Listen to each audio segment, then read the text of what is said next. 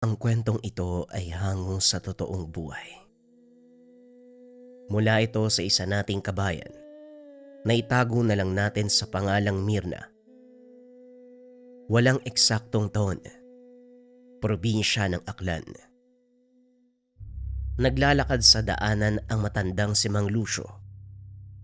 Malakas ang buhos ng ulan at halos hindi maaninag ang daanan. Ang tanging dalang ilaw ay nagmumula sa andap-andap na sulo. Isang kilalang manggagamot sa bayan ang matanda. Siya mismo ang nagpupunta sa tahanan ng mga pasyente upang manggamot. Sa kalagitnaan ng paglalakad, may narinig siyang iyak ng sanggol. Inakala ng matanda na dahil ito sa malakas na hangin. Ngunit habang tumatagal, tila papalapit siya sa pinanggagalingan ng iyak. Hanggang sa parang nasa harapan niya ito. Gamit ang mahinang liwanag ng sulo, sinipat ng matanda ang paligid hanggang sa madako ang tingin sa isang puting bagay. Nakita niyang gumagalaw, kaya marahan niyang nilapitan ang bagay na yon at nanlaki ang mga mata.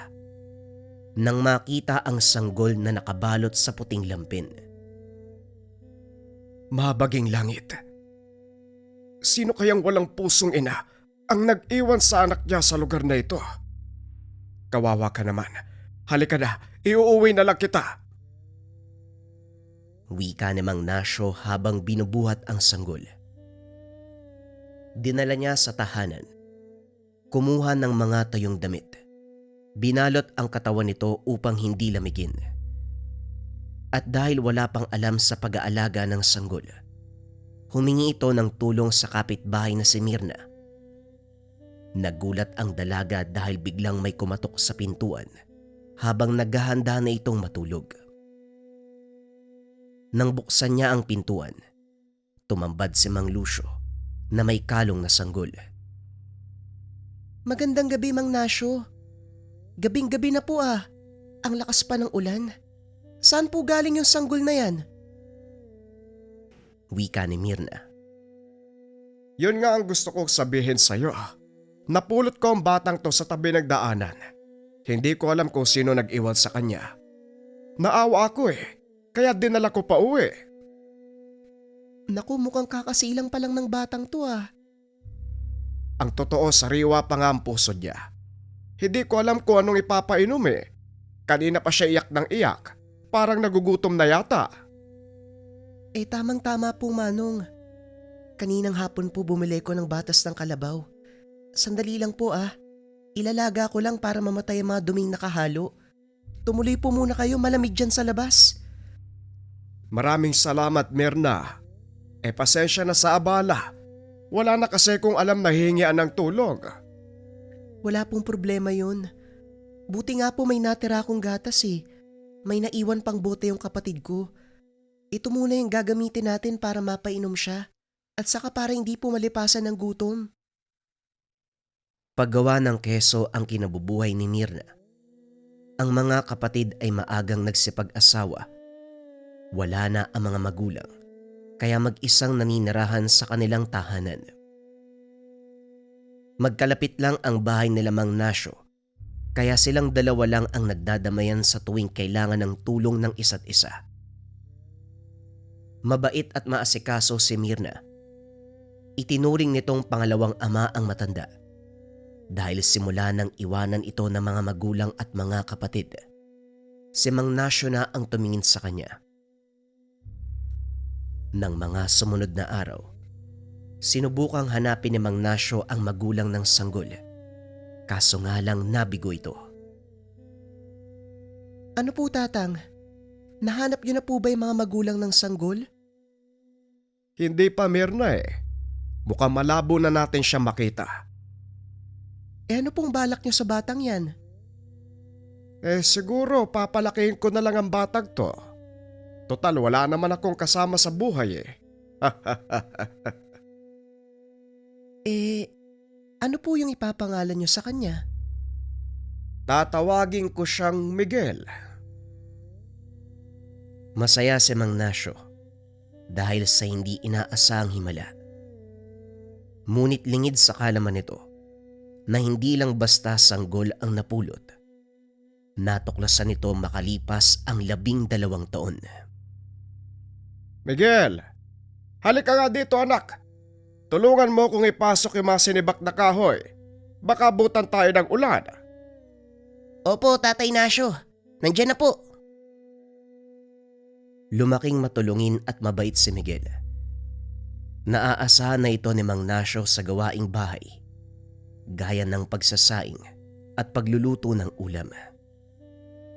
Dahil dito, natuklasan ng matanda ang kakaibang kakayahan ng paslit. Minsan habang nagpapakulo ng tubig para sa kakataying manok, aksidente niyang natabig ang kaldero. Tumapon sa paa ang kumukulong tubig.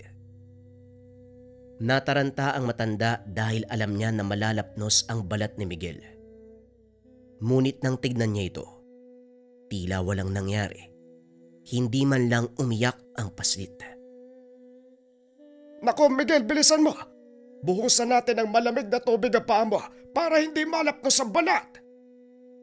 Po, wala naman po akong nararamdamang sakit, Lolo. Bakit po ba kayo natataranta? Ano ka mo? Hindi ka nakakaramdam ng sakit. Pero kahit na, malalapnos ang balat mo, kaya amin na, ibabad natin sa malamig na tubig. Nagawa itong agapan. Hindi natuklap ang balat ng paslit. Ngunit dahil sa paso ay namaga ito. Ang ipinagtataka ni Mang Nasyo, ni minsan hindi uminda ng sakit si Miguel. Hindi lang ito ang naging karanasan ni Mang Nasyo. Minsan habang nagsisibak ng kahoy, napalo ng paslit ang sanga ng sinisibak sa maling direksyon. Dahilan para tumalsik ito paitaas at tumama sa kanyang ulo. Mabilis na dumugo ang sugat, ngunit parang baliwala lang ito sa kanya. Dito na napatunayan ng matanda na hindi talaga nakakaramdam ng sakit si Miguel.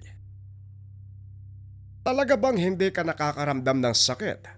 O baka naman tinatago mo lang dahil natatakot kang mapagalitan? Po, bakit ko naman po itatago kung masasaktan ako? Kung sa bagay, oo nga naman. Ay nako, pero Miguel wag na wag mong sasaktan ang sarili mo. Dahil kahit hindi ka nakakaramdam ng sakit, maaari mo pa rin ikamatay ang malalang pinsala. Opo, Tatang, wag po kayo mag-alala. Hindi ko gagawin yun. Dahil sa natuklasan, napaisip ng gusto si Mang Nasyo kung paanong nangyari ang bagay na yon sa paslit. Wala siyang makitang dahilan para magkaroon ng kakaibang kakayahan si Miguel dahil siya mismo ang nagpalaki dito. Inisip ng matanda kung paano niyang poproteksyonan si Miguel laban sa hindi sinasadyang sakuna na maaaring maglagay sa kanya sa peligro. Hanggang pagsapit ng gabi, kakarating lang ng matanda galing sa gamutan. Direkta itong pumasok sa kanyang silid upang maglagay ng alay sa altar. Napansin niya ang isang medalyon. Naalala niya na ang medalyon na ito nagbibigay ng kabal at proteksyon. Dali-dali niya itong kinuha. Pinuntahan sa kwarto ni Miguel. Gising pa ang paslit, kaya naupo ito sa tabi ng higaan at kinausap. Miguel, isuot mo ang medalyon na ito. Magbibigay ng malakas sa proteksyon ang gamit na yan. Kaya wag na wag mong tatanggalin. Eto ang madasal. Basahin mong mabuti, kabisaduhin. Ilang katagalang yan, kaya madali lang basahin at makabisa. Santi Infini. Ano? Hindi ko po mabasa ng maayos. Santi Infinitum. Miguel, isa yan sa 10 medalyon ng Infinito de Deus. Malakas ang gamit na yan. Kaya wag na wag mong iwawala. Hindi lang kabalang kayang ibigay ng medalyon. Kaya kang bigyan ng lakas ng pangangatawan at depensa sa masasamang tangka. Kabal. Ano po yun? Ang kabal. Isang uri ng kakayahan na hindi tabla ng kahit anong uri ng sandata o kahit anong uri ng bagay. Hindi kayang sugatan ng balat mo. Talaga, Tatang? Ayos, salamat po ah. Pag-aaralan ko po ng mabuti. Ingatan ko po to dahil galing po sa inyo eh. Oo, galing sa akin yan. Pero nagbibigay ng kapangyarihan sa medalyon ay ang Diyos na siyang tagapagligtas ng lahat. Kaya sa Kanya ka dapat magpasalamat. Naiintindihan ko po, Tatang. Salamat pa din po sa inyo. O siya, sige na. Matulog ka na. Kinabukasan, maagang pumasok sa paaralan si Miguel. Naiwang mag-isa ang matanda. Wala itong pasyente. Naisipan niyang gumawa ng mga haplas at pangontra. Maya-maya ay dumating si Mirna. May dalang bagong gawang kesong puti. Pumasok na po ba si Miguel? May ipapabaon sana ako sa kanya eh. Ay naku, kakalis lang. Hayaan mo, ipapamerienda ko na lang sa kanya mamaya. Sige po. Pero kumusta naman po siya? Hindi ba matigas ang ulo? Hindi naman. Ang totoo, masunurin nga eh. Saka napakabait. Ewan ko ba kung anong klase ng tawang nag-iwan sa kanya. Hindi naisip na ganito kabait niyang si Miguel. Walang pusong nanay ng batang yun. Kung hindi dahil sa inyo, malamang hindi niya na nasilayan yung ganda ng buhay. Kagustuhan ng Diyos ang nangyari sa kanya. Magugulat ka, Mirna, dahil may kakaibang kakayahan si Miguel. Hindi ko inaasahan na tataglayin niya ito. Ano naman po yun? Hindi nakakaramdam ng sakit ang batang yon. Idagdag mo pa, napakabilis ng paghilom ng mga sugat niyang natatamo tuwing nadidisgrasya. Sa inyo po lumaki si Miguel at manggagamot po kayo. Hindi niyo po ba siya tinuruan ng mga orasyon o ritual? Hindi, Mirna eh. Wala akong itinuro sa batang yon. Kaya nga nagtataka ako kung bakit may ganun siyang kakayahan. Hindi kaya isang bertude si Miguel? Ano pong ibig sabihin nun? Ang mga bertudes ay taong may likas na kakayahan na pagalingin ang sarili o hindi naman kaya magpagana ng mga dasal maging ng mga orasyon. Kahit wala itong kaalaman sa mga dasal, nagagawa niya itong gamitin nang walang kahirap-hirap. Binigyan ko siya ng medalyon at mga dasal para subukan kung tama ba ang hinala ko. Hindi po ba mapanganib sa kanya ang ganun? Bata pa po si Miguel, Tatang. Hindi mapanganib ang dasal na ibinigay ko sa kanya. Pangdepensa lang. Magiging mapanganib lang ang isang orasyon kapag ginamit mo ito sa hindi maganda. Ganun po ba? Sana lang hindi gamitin ni Miguel sa masamang mga binigay niyo. O siya, mauna na po ako ha. Dadaling ko pa po sa bayan yung mga nagawa kong keso eh. Matapos ang pag-uusap, nagpunta sa bayan si Mirna para ihatid sa mga suki ang mga panindang keso. Hindi sinasadya na pagdiskitahan nito ng mga kalalakihang nag-iinuman sa tabing daan. Saktong napadaan si Miguel. Kagad nakita ang nangyayari. Dali-daling tumakbo ang paslit upang saklolohan ang dalaga. Ngunit bago pa man ito sumugod, naalala niya ang sinabi ni Mang Nasyo. Kinuha nito ang kaperasong papel na may lamang dasal at ang medalyong nakapaloob sa kanyang damit. Inusal ng marahan ang mga orasyon. Inipito sa gamit. Muling inilagay sa loob ng damit. Tumuloy sa pagtulong kay Mirna. Hoy kayo dyan! Bitawan niyo si Ate Mirna! Nagulat ang mga lalaki nang marinig ang boses ni Miguel. Nagtawanan pa ang mga ito nilapitan ang bata. At ano naman ang gagawin mo kung sakaling ayaw namin gawin yung sinabi mo, ha? Ulubog! Malilintikan kayo sa akin. Miguel, huwag ka na makialam, umalis ka na. Delikado mga taong to. Hindi ate. Sila ang malalagay sa delikado kapag hindi ka nila binitawan. Huwag nang matigas ang ulo, Miguel. Umuwi ka na. Mapapahamak ka lang. Tama ang sinabi ng magandang dalagang to. Umuwi ka na.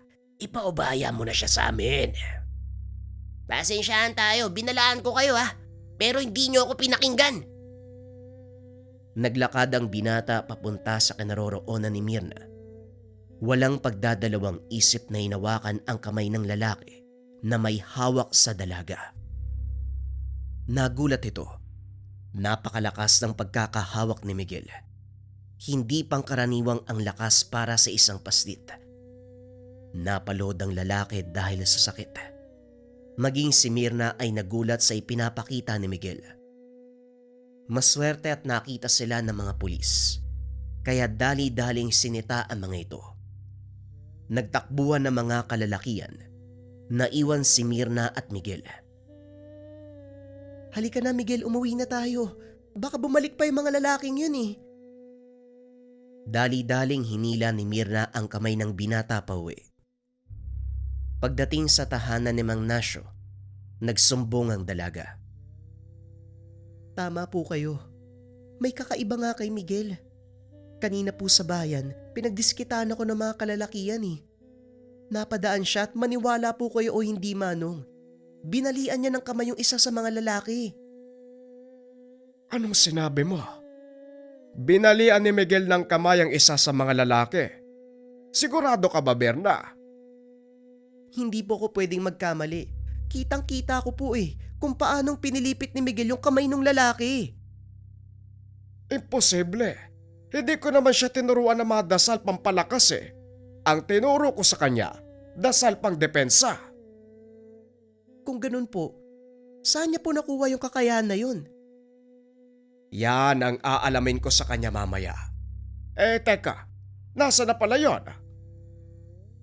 Pag-uusap ng dalawa. Tumayo si Mang Nasyo at tinignan sa bintana si Miguel.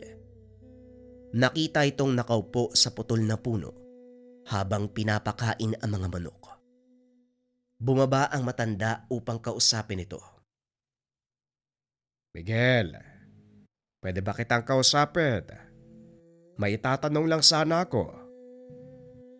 Bakit po, Tatang? Ano po yun? Totoo ba yung sinabi ng ate Mirna mo? Yung alin po? Binalian mo daw yung isa sa mga lalaki na nakasalubong nyo doon sa bayan. Opo, Tatang. Kasi sinaktan nila si Ate Mirna eh. Ayoko pa namang nasasaktan yung mga mahal ko sa buhay. Maganda naman ang layunin mo, pero masama pa rin ang pananakit ng tao. Paano mong nagawa yun? Inusal ko lang po yung mga dasal na binigay nyo. Tapos naramdaman ko na lang po, bumigat yung katawan ko eh. Tapos nung hinawakan ko yung kamay ng lalaki, naramdaman ko po na parang wala siyang lakas. Kaya simple lang para sa akin na pilipitin yung kamay ng taong yun. Yung mga dasal na itinuro ko sa'yo ay pang-depensa lang.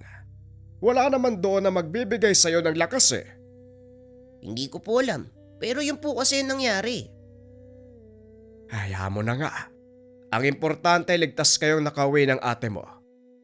Sige na, pumasok ka na sa bahay. Maglinis ng katawan. Nagulo ang isip ng Mang Nasyo kung paanong nangyari ang bagay na yun. Kaya kinagabihan, pinag-aralan nito ng husto ang mga libreta at aklat sa medalyon na ibinigay kay Miguel. At dito niya natuklasan na maaari ngang palakasin ng taong may tangan ng medalyon gamit ang tamang dasal. Dito nalinawan si Mang Nasyo tungkol sa abilidad ni Miguel. Mas lalo pa nitong naunawaan ang mga bagay-bagay tungkol sa isang bertudes. Nang mga sumunod na araw, wala namang nangyaring kakaiba. Hanggang sa ipatawag siya ng isang parokyano dahil may kakilala itong nais magpagamot. Kaso nga lang may kalayuan ito at hindi niya pwedeng iwanan si Miguel kay Mirna dahil abala ito sa negosyo. Isasama kita sa pupuntahan ko, pero ipangako mo sa akin na magpapakabait ka. Opo tatang, magpapakabait po ako. Pero saan po ba tayo pupunta? Sa malayong bayan. May gagamutin lang ako doon. Pagkatapos ay babalik din tayo kagad. Sige po tatang, gusto ko rin po kayong makitang nanggagamot eh. Nang araw na yon ay umalis ang dalawa papunta sa lugar ng pasyente. Pagdating, kagad sinimula ng matanda ang panggagamot. Nanatiling nakaupo sa sulok si Miguel habang pinapanood ang ginagawa ni Mang Nasyo. Nasa kalagitnaan na sila ng gamutan nang biglang may dumating na hindi kilalang tao. Bigla nitong itinulak si Mang Nasyo dahilan para matumba ang matanda. Nanlaki ang mga mata ni Miguel dahil biglang naglabas ng baril ang lalaki.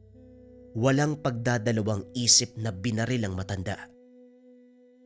Alam ni Miguel na tinamaan si Mang Nasyo dahil nakita nito ang pagkibo ng katawan.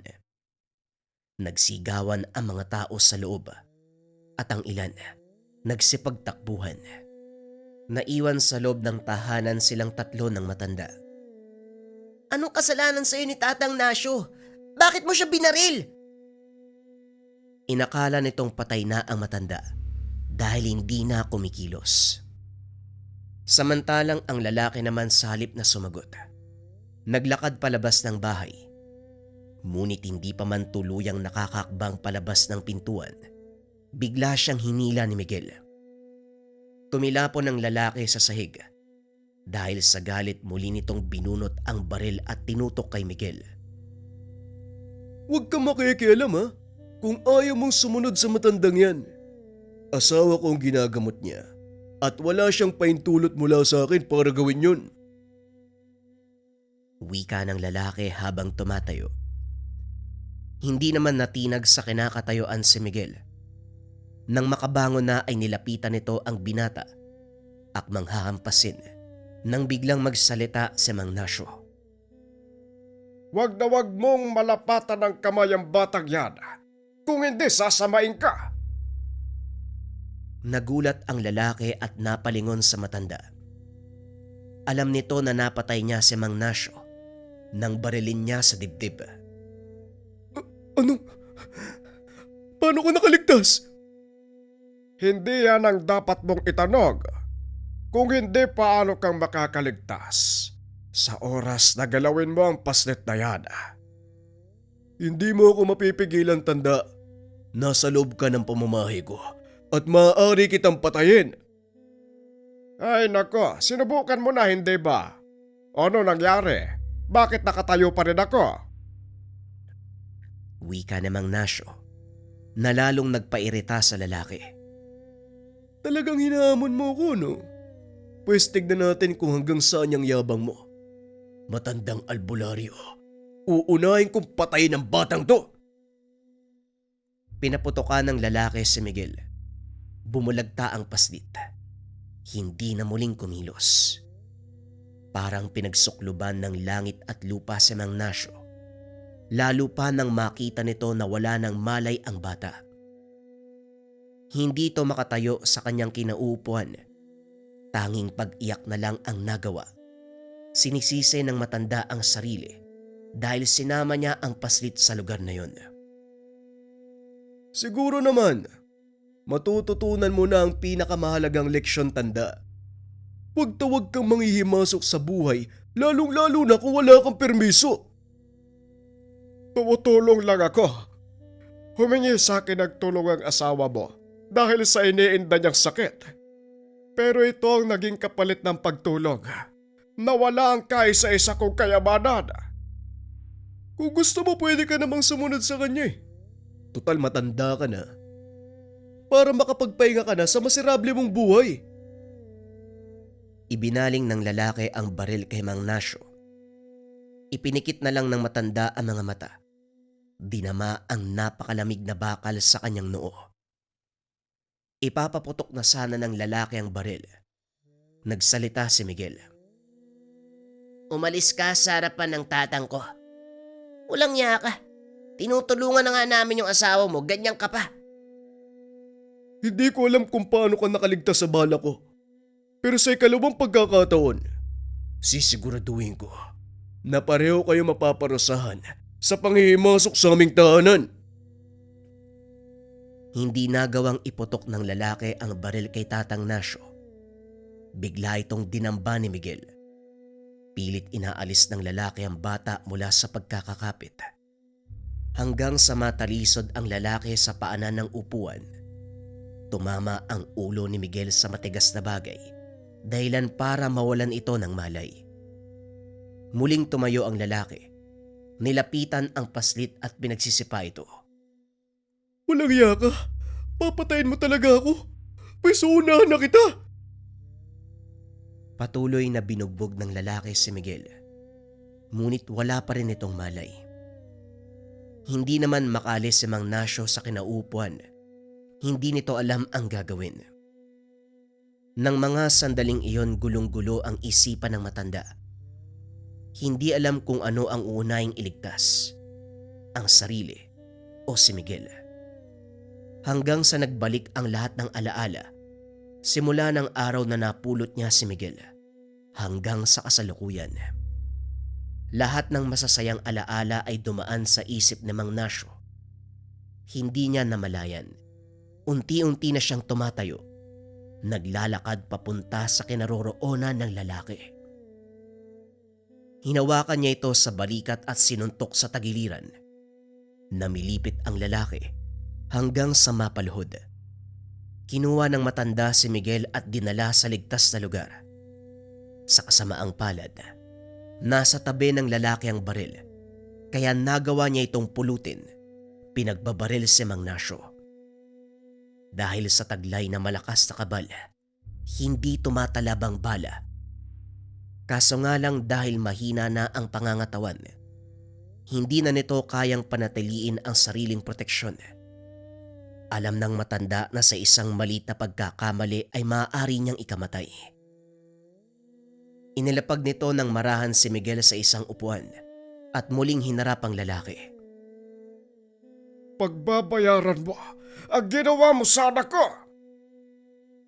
Nag-usal ito ng mga dasal pang tigalpo. Ibinato sa kalaban. Napahawak ito sa ulo at unti-unting lumalabas ang dugo mula sa ilong. Napapasigaw ito sa sobrang sakit. Ngunit biglang nakaramdam ng matinding panghihina ang matanda. Kaya nabitawan nito ang pagkakahawak sa kaluluwa ng lalaki. Nakaligtas ito mula sa tigalpo. Dali-daling dinampot ang baril at kinalabit. Mabuti na lang at wala na itong bala. Ibinato ng lalaki ang baril. Pinagtatadyakan si Mang Nasyo. Dahil dito ay nagising si Miguel. Nakita ang matandang nakayakap sa kanya. Napatingin ito sa lalaki na noon ay nakangiti ng nakakaloko habang masayang binubugbog ang matanda. Mula sa tagiliran ni Mang Nasyo, inilusot ni Miguel ang kamay. Sinalo ang paa ng lalaki sabay tulak nito palayo. Nagulat ito. Ang buong akala ay patay na si Miguel. Paano kang nabuhay? 6 na bala yung binitawan ko sa katawan mo ah. Hindi ko rin alam eh. Pero sa palagay ko, hindi mo na kailangan malaman. Wika ng paslit sabay takbo sa kinaroroonan ng lalaki. Isang malakas na sipa ang binigay ni Miguel. Tumama sa dibdib ng lalaki ang kanyang paa. Dahilan para mabali ang tadyang. Hindi pa nakontento si Miguel. Paulit-ulit na sinuntok. Nalagas ang ngipin ng lalaki hanggang sa tuluyang mawalan ng malay. Dali-dali nitong pinuntahan si Mang Nasyo na nooy nangihina. Hindi alam ni Miguel ang gagawin, kaya humingi ito ng tulong sa mga tao. Napagtanto ng mga ito na tapos na ang kaguluhan, kaya muli silang pumasok. Nakita ang lalaking sumugod na wala ng malay. at halos hindi na makilala sa dami ng pinsalang natamo. Tinanong ng mga ito kung sino ang may gawa, ngunit hindi na nagsalita si Miguel. Pinagtuunan ng pansin si Mang Nasyo na noon ay hirap na hirap ng huminga. Inalalayan nila ang matanda para dalhin sa pagamutan. Maswerteng naagapan ang mga pinsala. Nakahinga ng maluwag si Miguel dahil inakala nitong mamamatay na ang taong itinuring na ama. Lumipas ang ilang araw. Nakauwi na ang dalawa. Ngunit sa pagkakataong iyon, tuluyan ang nagretiro sa panggagamot si Mang Nasyo. Para kay Miguel, ayaw niyang mawala ang legasiya ng matanda. Kaya pinagpatuloy nito ang pag-aaral sa lihim na karunungan. Sinundan ang yapak ng matanda. Walang nagawa si Mang Nasyo dahil ito ang gusto ng paslit.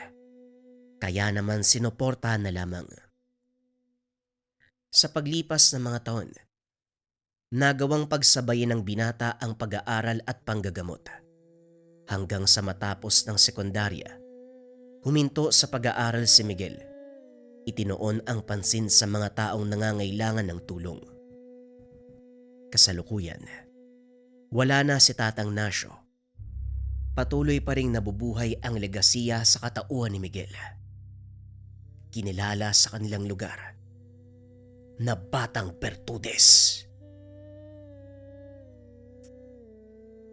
Bagong kwento pa rin ang kasunod mga kabayan. Ito ay tungkol sa Kapitan Bertugo. Simulan na ang storya. Ang kwentong ito ay hango sa totoong buhay. Mula ito sa isa nating kabayan na itago na lang natin sa pangalang Budoy. Walang eksaktong taon. Probinsya ng Iloilo. Naninirahan sa isang payapang barangay itong si Egay, kasama ang lolo dominador na kapitan ng lugar. Kung titignan ay pangkaraniwang tao lang ito, ngunit lingid sa kaalaman ng karamihan na may natatanging kakayahan ng matanda na ang mga nakakakilala lang sa kanya ang may alam. Ito ang naging dahilan kung bakit siya iginagalang sa barangay. Bago maging pinuno dati itong kinakatakutang rebelde. Sinasabi na siya ang berdugo ng kanilang pangkat noong aktibo pa ito. Ngunit kalaunan, nagpa siyang manahimik at sumuko sa pamahalaan. At dahil sa reputasyon, itinalaga ito ng kanilang munisipyo bilang kapitan ng Sitio Laot. Dito'y pinamalas ni Mang Dominador ang kakaibang kakayahan. Bago naging mapayapang lugar ang Sitio Laot, naging pugad din ito ng mga taong halang ang kaluluwa. Mga tulisan, mga mandarambong. Ginamitan man ni Mang Dominador ng kamay na bakal ang mga masasamang loob. Tinugis niya ang mga ito hanggang sa wala nang matira. Ang ilan ay piniling umalis sa lugar. Ang iba ay nagmatigas at namatay. Bagaman nagawa nitong talunin ang tulisan, isang matandang babae ang hindi magawang kalabanin. Ito ay walang iba kung hindi si Aling Dadang. Nakatira ang matanda sa pinakadulo ng sitio. Wala nang nagpupunta sa bahaging iyon dahil masukal na gubat ang nakapaligid at medyo matarik ang daanan. Wala namang ginagawa ang matanda, ngunit kadalasan ito ang sinisisi ng mga tao sa tuwing nagkakasakit. Matagal nang sakit ng ulo ang matanda, kaso nga lang walang magawa si Mang Dominador. Walang sapat na pruweba para patunayan ang mga bintang tungkol dito. Halos 3 beses kada linggo, nakakatanggap ng reklamo ang kapitan pero walang magawa dahil hindi malapitan ang matanda. Bagaman may kaalaman sa lihim na karunungan, may kahinaan si Mang Dominador. Ito ang kapangyarihan ng isang mangkukulam. Mukhang problemado ka na naman, Kapitan Dahil ba to sa reklamo kanina? Tama ka, Egay. Sa totoo lang hindi ko na alam ang gagawin ko. At kapag wala naman akong aksyon, mawawala ang kumpiyansa ng mga tao sa akin. Totoo po yan, Kapitan. Pero wala naman tayo magagawa. Wala naman silang katibayan na si Aling Dadang nga ang may gawa ng sakit nila. Yun na nga, Egay. Hindi ko rin alam kung anong sasabihin ko sa mga tao. Dahil baka isipin nila, binibigyan ko ng proteksyon ng matanda. Isang paraan lang ang naisip ko, Kapitan. Pero hindi ako sigurado kung uubra. Bakit hindi natin subukan kausapin si Aling Dadang? Nababaliw ka na ba? Oo, may kaalaman ako sa lihim na karunungan. Pero hindi nun saklawang kakayahan ng mga mangkukulam. Sa totoo lang, natatakot ako sa posibleng mangyari. Hindi ko akalain na may kinakatakutan din pala ang kapitan ng Sitio Laut. Pero wala naman tayong gagawin, di ba? Makikipag-usap lang tayo sa kanya. Paano kung hindi umayon sa atin ang panahon? Anong gagawin mo? Hindi naman siguro mangyayari yun, Kapitan. Diplomatikong tao siguro si Aling Dadang. Sana nga lang. Ito na lang ang natatangi natin paraan, Egay. Siguro wala namang mawawala kung susubukan natin. Yan nga din ang sinasabi ko sa iyo, Kapitan. Huwag kang mag-alala. Sasamahan kita. Siguraduhin mo lang dahil kung hindi, ikaw ang ipapain ko sa mangkukulam na yon. Ideya mo to. Dapat lang samahan mo ko. Habang nag-uusap ang dalawa, biglang dumating si Budoy. Narinig nito ang huling bahagi ng usapan ng dalawa. Narinig ko may pupuntahan daw po kayo, Lolo. Pwede ba akong sumama? Wala kasi akong magawa sa bahay. Hindi, Budoy. Hindi ka pwedeng sumama sa lugar na yon, masyadong delikado. Kaya ko naman po ang sarili ko, Lolo. Kung kakailanganing tumakbo, di tatakbo po ako. Hindi pa rin pumayag si Mang Dominador. Huwag matigas ang ulo, Budoy. Masyadong delikado ang gagawin namin. Alam kong kaya mo na, pero hindi ka pa rin pwedeng sumama. Sige na po, Lolo, malay mo. Makatulong ako sa inyo, di ba? Huwag ka nang makulit, Budoy. Mamaya mapikon pa ang lolo mo Ikaw pa mapagbalingan niya ng galit. Sige na nga, dito na lang ako sa tanggapan nyo habang wala kayo. Ako muna yung haharap sa mga taong magpupunta. Palis na sana ang dalawa. Ngunit tila nagbago ang isip ni Mang Dominador sa sinabi ng apo. Teka, hindi na. Isara mo tong tanggapan. Dali mo yung itak mo at sumama ka sa amin. Kung ikaw ang maiiwan dito, baka kung anong kalokohan na naman ang gagawin mo. Natawa na lang si Egay. Naalala nito nang minsang may nagpunta sa tanggapan ng kapitan. Si Budoy ang humarap dahil nagkataong wala ang matanda. Dumalo sa pagpupulong sa bayan. Pinagantay ng binata ng halos 2 oras ang tao.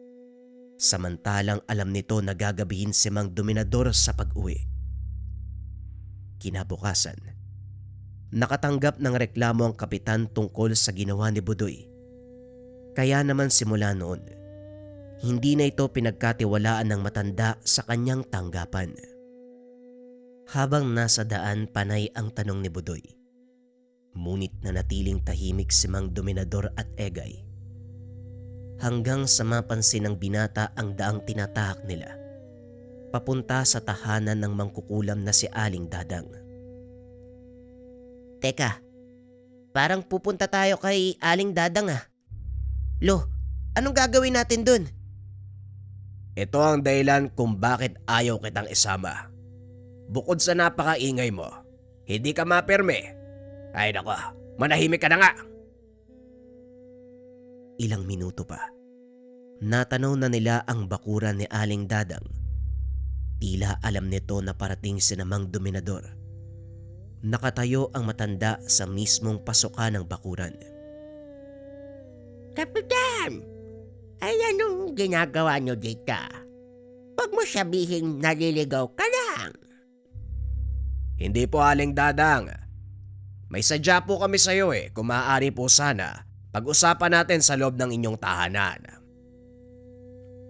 Sigurado ka bang gusto mong pumasok sa bakuran ko, Dominador? Hindi kaya nilalamon ka ng iyong propesyon? Hindi naman po sa ganon, Aling Dadang. Naparito po ako dahil sa hinanaing ng mga tao. Na ano? Ako ang dahilan ng pagkakasakit nila. Ikaw naman, kagad naniniwala. Yun na nga po ang sadya ko sa inyo. Dahil hindi ako naniniwala sa mga sinasabi ng tao hanggat wala akong kumpirmasyon na galing sa inyo. Kumpirmasyon na galing sa akin? Paano kung sasabihin yan? At saka, kung sabihin ko man na ako nga ang may gawa ng lahat ng pagkakasakit ng mga tao, may magagawa ka ba? Natigilan si Mang Dominador dahil sa sinabi ni Aling Dadang. Hindi nito alam kung ano ang isasagot. Laking gulat ng dalawang nakakatanda nang biglang magsalita si Budoy. Alam ko po hindi ako dapat makisali sa usapan nyo. Pero gusto ko lang sanang iparating na maraming tao nagdurusa dahil sa mga sakit. Kung kayo man po ang may gawa nito, nakikiusap po kami na alisin nyo na. Nanlaki ang mga mata ni Aling Dadang. Hindi nito akalain na magkakaroon ng lakas ng loob ang binata na magsalita ng ganon sa kanya. Kilala mo ko, hindi ba? Alam mo ba kung anong kaya kong gawin? Opo, ginagalang ko po kayo dahil doon kaya nakikiusap po ako. Tanggalin nyo na po yung mga sumpa sa tao. Nakakagulat. Isang dating pusyakal na kagaya mo, Dominador, magkakaroon ng apo na marunong makiusap. Ipagpaumanhin nyo, hindi ko magagawang tanggalin ang sakit ng mga tao. Pero bakit naman po, Aling Dadang? Kayo po ang naglagay nun. Siguro naman may magagawa kayo. Yun ang paniniwala ng karamihan. Pero nagsiyasat ka ba ng mabuti, Kapitan? Wala po kaming ibang maisip na maaaring gumawa ng ganon kung hindi kayo. Hindi porket mangkukulam ako, magagawa ko ng magbigay ng sakit sa mga tao. Pero sige, dahil nakiusap ang apo mo ng maayos, bukas ng umaga dadalaw ako sa tanggapan. Papuntahin mo ang lahat ng may sakit. Titignan ko kung anong magagawa ko. Matapos ang pag-uusap, muling bumaba ng kabesera si Mang Dominador. Laking pasasalamat ng matanda dahil walang nangyaring hindi kanais-nais sa pagbisita nila sa bahay ng mangkukulam. Abot langit ang kaba ni Mang Dominador ng mga sandaling iyon. Alam niya sa sarili, hindi sapat ang kakayahan para ipagtanggol si Budoy. Alam mo bang napakadelikado ng ginawa mo kanina? Hindi ka nag-iisip. Mapanganib ang matandang yon. Basta-basta ka nalang nagsasalita. Alam ko naman po yun, Lolo. Kaso lang kung hindi natin siya papakiusapan, wala tayong mapapala. Siguro maswerte lang po talaga ako. Nagawa nating mapapayag si Aling Dadang. Hindi naman siya ganun nakakatakot, Lolo eh. Para siyang pangkaraniwang matandang babae. Hindi mo pa alam kung ano ang magagawa ng matandang yon. 10 taon ang nakakaraan. Isang malaking kaguluhan ang lumantad dahil sa pananakop ng mga rebelde. Rebelde, hindi po ba? Dati kayo rebelde?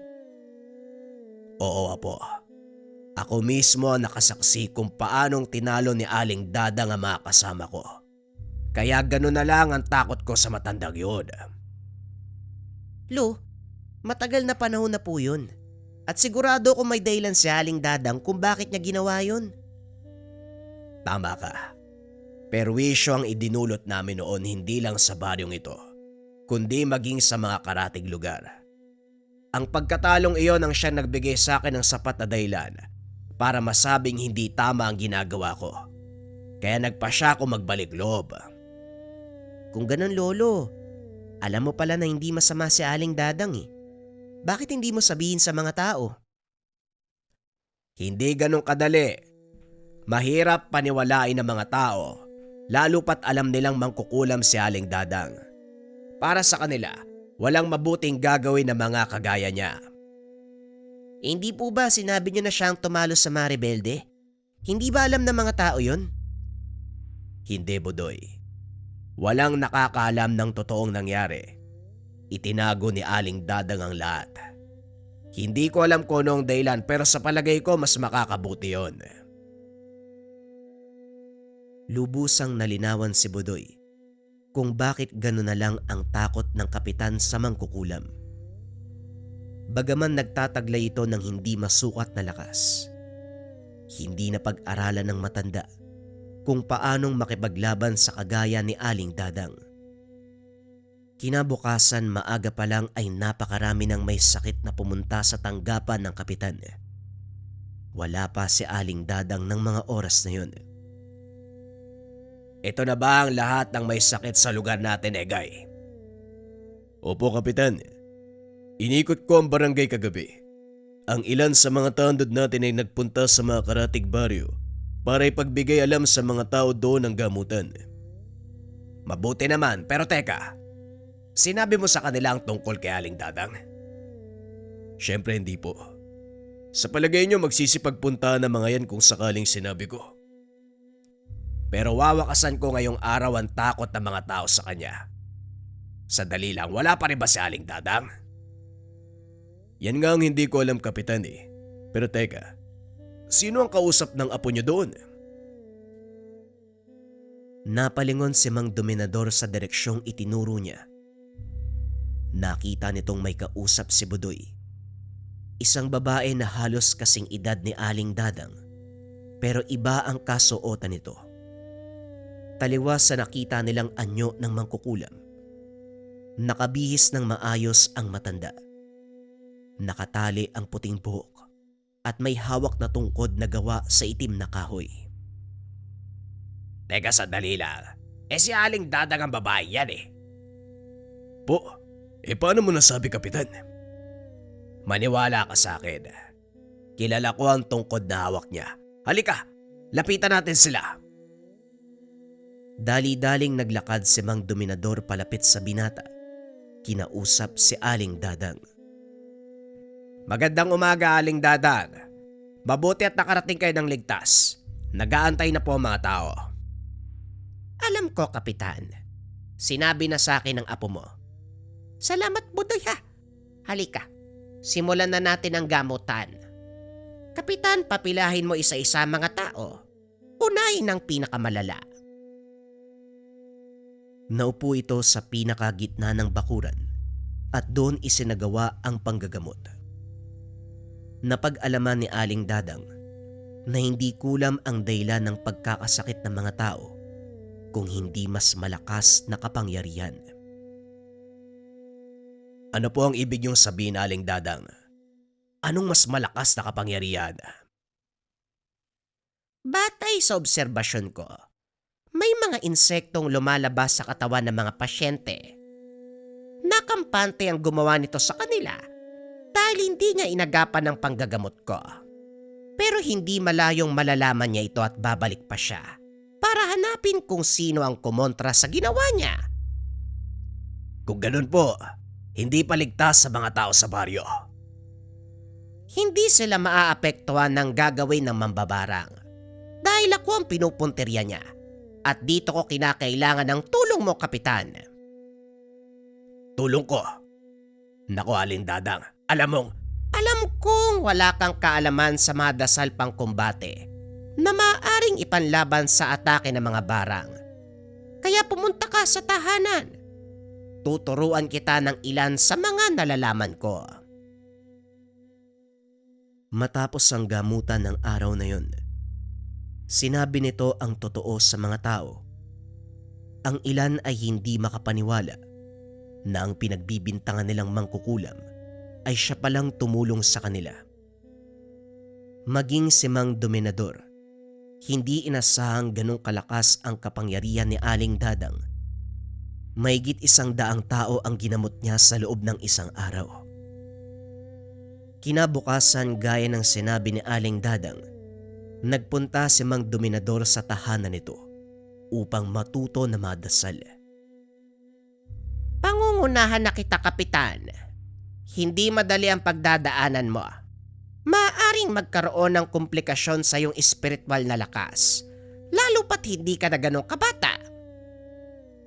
Naku medyo delikado pala ang gagawin mo. Parang kinakabahan na ako niya na. Nandito ka na. Ngayon ka pa atras. Naku, ano ba tong pinasa ko? Siya, sige. Paano ko magsisimula? Tanong ng kapitan. Inilapag ni Aling Dadang ang ilang aklat sa harapan nito at hinayaang basahin ng bawat pahina. Kailangan mong maunawaan ang lahat ng nakasaad sa aklat na yan. Nang sa ganon, hindi ka mahirapan sa susunod nating leksyon. Sige na, basahin mo na yan, maiwan muna kita. Ginugol ni Mang Dominador ang buong araw sa pagbabasa lang ng mga aklat. Kaso nga lang padilim na ng mga oras na yon, kaya sinabihan nito ng matanda na bumalik kinabukasan. Sumunod si Mang Dominador at sa hindi inaasahang pagkakataon, mabilis niyang natutunan ang mga dasal na itinuro ng matanda. Kahit papano merong ideya si Mang Dominador sa salitang Latin at kung paano itong banggitin ng maayos. Sa tuwing nasa tahanan, napapansin ni Budoy na panay ang bulong ng matanda. Bagaman hindi ito naririnig, nababahala ang binata dahil baka nasisiraan na ng bait si Mang Dominador. May kasamang kumpas ng kamay ang mga dasal at sa tuwing uusalin niya ito ay siya ring pagkumpas ng mga daliri. Sinabi ni Bugoy kay Egay ang lahat. Maging ito ay walang alam sa ginagawa ng kapitan. Kaya naman nagtataka ito kung ano ang nangyayari. Halos hindi na makausap ang matanda dahil mas madalas itong nag-iisa kaysa makisalamuha sa mga kagawad at mga tanod. Napabayaan na nito ang obligasyon sa barangay dahilan para makarinig ng samot-saring reklamo. Kapitan, mukhang hindi na maganda ang nangyayari. Ang dami nating natatanggap na reklamo. Hindi na daw kayo nakakausap sa tanggapan. Palagi daw kayong wala. Ano ba kasi ang ginagawa mo? Naghahanda sa mas malaking unos, Egay. Sa ngayon kayo na muna ang bahala sa baryo. Huwag kang mag-alala dahil kapag natapos na ang lahat ng ito, mas mapaglilingkuran ko ng mabuti ang ating mga kababaryo. Sana lang maganda ang kantungan ng ginagawa mo, Kapitan. Natatakot ako na baka sa bandang huli, mawala ng tiwala sa inyo mga tao. Maunawaan din nila ang ginagawa ko, Egay. Sige na, iwan mo muna ako mag-isa. Tumaas ang boses ni Mang Dominador, kaya dali-dali na nitong iniwan ang tanod. Sa kabila ng mga narinig, hindi pa rin huminto ang matanda sa pagsasanay hanggang sa maperpekto niya ang mga dasal at nagawa itong paganahin. Sa kauna-unahang pagkakataon, mismong si Aling Dadang ang sumubok sa kanya. Sinubukan ng matanda na taniman ng sakit si Mang Dominador na kaagad nitong nakontra. Magaling! At nagawa mo ng matukoy ang pinagkaiba ng malakas na kumbate sa mahina. Masasabi kong handa ka na. Ang totoo, hindi ko inaasahan na makakarating ka sa antas na ito. Pero heto ka ngayon, halos magkapantay na ang ating kaalaman. Pero pakiusap ko lang sa'yo, Dominador. Wag na wag mo itong gagamitin para manakit ng tao. Wag mo nang ulitin ang pagkakamali mo. Maraming salamat po, Aling Dadang. Huwag po kayo mag-alala. Wala sa bokabularyo ko ang paggamit ng mga itinuro nyo upang manakit ng kapwa. Mabuti naman kung ganon. Alam kong may isa kang salita, kaya malaki ang tiwala ko sa iyo. Ngayon tapos na ang pagsasanay mo sa akin. Balikan mo ang iyong tungkulin. Alam kong napabayaan mo na ang baryo. Tama po kayo, Aling Dadang. Babawi ako sa mga tao. Sige po, magkita na lang tayo sa susunod na araw. Matapos ang pakikipag-usap, masayang umuwi si Mang Dominador. Pakiramdam nito, tila na nung balik ang kanyang kabataan, lalo pa nang matutunan na nito ang mga aral na ibinigay ni Aling Dadang. Gaya ng sinabi ni Mang Dominador, binawi nito ang pagkukulang sa mga taga-baryo. Nagpasalamat naman ang mga ito. Nagbalik na sa wisyo ang kanilang kapitan, pero kasabay ng malakas sa kapangyarihang nakamtan ni Mang Dominador ang pagdating ng hindi inaasahang pagsubok. Isang umaga habang naglalakad papunta sa tanggapan, nakasalubong nito ang isa sa mga kasamang tanod. Pawis na tila may kung sinong humahabol. O Emong, bakit ka umahangos? Anong nangyari? Kapitan, si Egay po mukhang naingkanto. Namamaga po yung mukha eh. Nasaan siya ngayon? Nasa bahay po nila, namimilipit sa sakit. Mukhang kailangan nga ng tulong, Kapitan. Halika, samahan mo ako sa bahay nila. Ano ba naman kasing ginawa ng taong yon? Magkasama kami kagabi. Nag-inuman tapos kanina umaga. Ganun ang nangyari sa kanya. Mukhang duda ako sa mga nangyayari. Halika, bilisan mo, Emong. Pagdating sa tahanan ni Egay, dinig ang sigaw mula sa bakuran. Dali-daling pumasok ang matanda at nakita ang dugoang tanod. Buko, hindi ko na kaya ang sakit.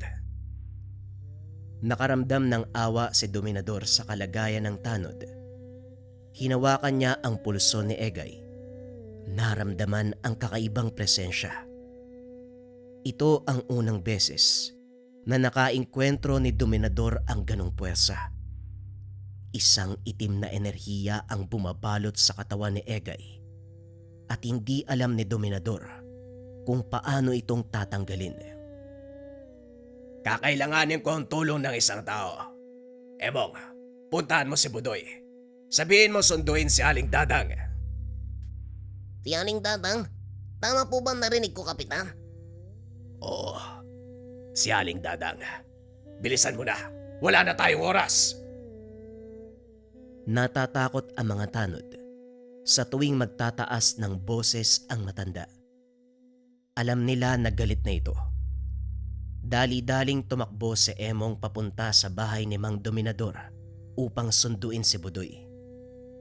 Hindi na nagtanong pa ang binata. Kaagad pinuntahan si Aling Dadang. Aling Dadang, pinapasundo po kayo ni Lolo. Mukhang may malaking problema eh. Kailangan po yung tulong nyo. Alam kong darating ang araw na ito. Medyo nahuli lang siya sa pagsabi. Halika na. Nakahanda na ako. Po, alam niyo po mangyayari to? Bakit hindi niyo na lang po pinuntahan si Lolo? Hanggat hindi siya humihingi ng tulong, hindi ako pupunta. Malay ko ba? Baka kaya niya mag-isa. Pero mukhang hindi po eh. Halina po kayo. Kailangan ni Lolo ang tulong niyo. Dali-daling naglakad ang matanda. Alam nito na seryoso ang sitwasyon.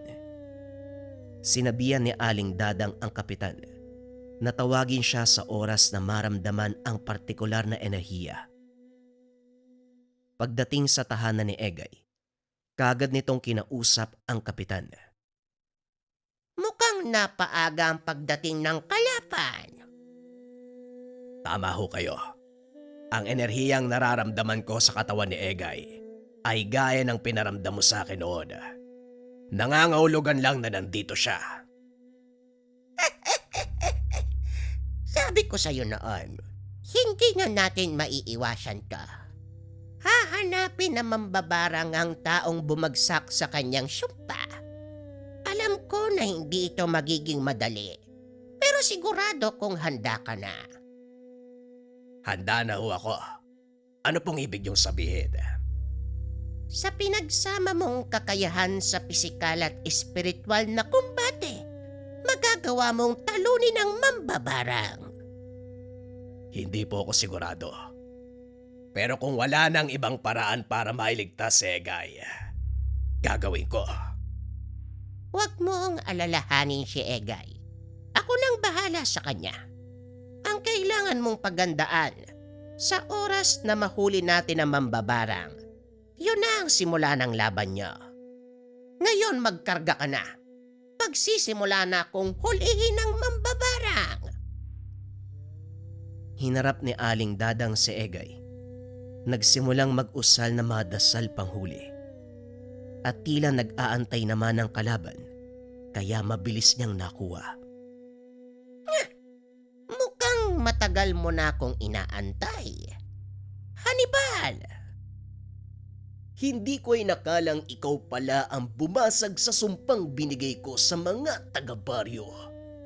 Dapat lang nilang matikman ang ganong parusa. Sisihin nila ang namumuno.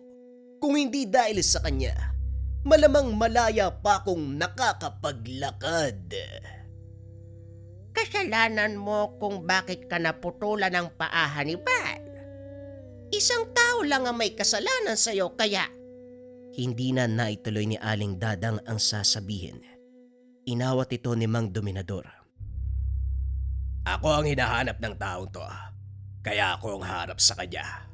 Umatras ka, Aling Dadang. sigurado ka ba, Dominador? Ikaw na rin ang nagsabi sa akin na kaya ko siyang talunin, kaya ipaubaya mo sa akin ang laban.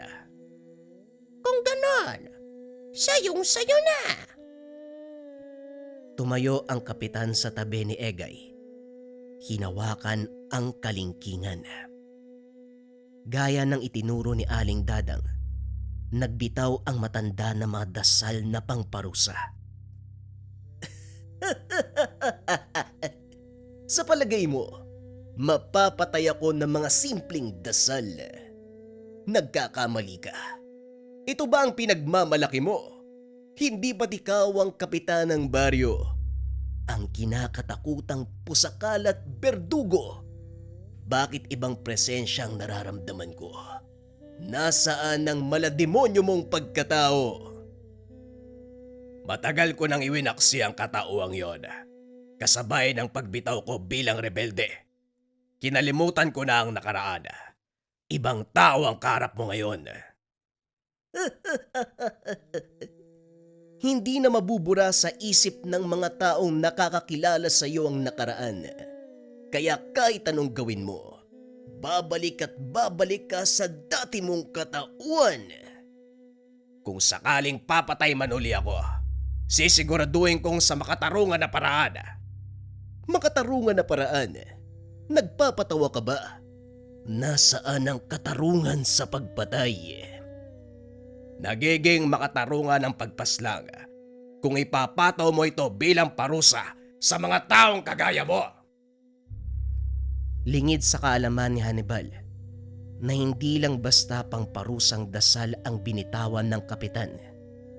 Isa itong makapangyarihan at nakakamatay na kombinasyon ng kaalaman mula kay Aling Dadang at ng sarili niyang kakayahan. Isang mahinang tapik sa bandang leg ni Egay ang ginawa ng kapitan, dahilan para tuluyang mangisay ang katawan nito. Napasigaw ang nakasanib hanggang sa unti-unting mawala ng tinig. Nasaksihan ni Budoy ang kakayahan ay pinamalas ng matanda. Ito ang naging simula ng tuluyang pagbabago ng kanilang buhay. Lumaganap sa buong baryo ang ginawa ng kapitan. Namangha ang mga tao dahil meron siyang kakayahan na manggamot. Dahil kay Aling Dadang, tuluyang niyakap ni Mang Dominador ang pagiging manggagamot. Maging si Budoy, hindi makapaniwala sa biglaang pagbabago ng kapalaran ng matanda. Matapos ang kaganapang iyon, tuluyang nawala si Aling Dadang. Walang nakakaalam kung saan nagpunta. Maging ang kanyang lumang bahay, tila naglaho ng walang bakas. Bagaman biglaan ang lahat ng kaganapan, naging masaya ang kapitan sa kinalabasan ng kapalaran. Sa kasalukuyan, bagaman wala na ang matanda, ipinagpatuloy ni Bodoy ang gawain ni Mang Dominador bilang kapitan ng Sitio Laot. Naranasan mo na bang makulam? Naniniwala ka ba sa kulam, barang, tigalpo, palipadhangin, usog, o anumang masamang uri ng sumpa? Nararamdaman mo ba yung senyales, mga kabayan? Pananakit ng tiyan na hindi normal, pananaginip ng kung ano-ano. Tas minsan nakakita ka ng mga anino sa gilid ng visions mo. O hindi naman kaya, kabayan, nagkaroon ka ng kagalit na alam mo na meron talagang gagawing masama sa'yo. Pwede mong subukan ng habak de bala, mga kabayan, from likha, merchandise. Kontrakulam, barang, tigalpo, palipadhangin at usog, o anumang masamang uri ng sumpa. Gawa to sa totoong bala ng baril na nilagyan ng 6 na sangkap ng 6 na antingero. Sila nagkonsagra, sila nagbasbas sa gamit. Buhay na to, mga kabayan, susuotin na lang. Gawa to sa totoong bala ng baril, mga kabayan, kaya huwag yun dadalhin sa airport. Pero pwede to sa barko, pwede to sa mall. Kung nangangailangan ka ng pinakamalakas na gamit na depensa espiritual na mula sa likha merchandise, pwede mong subukan itong habak de bala. Kung interesado ka, isearch lang ang shop ng likha merchandise.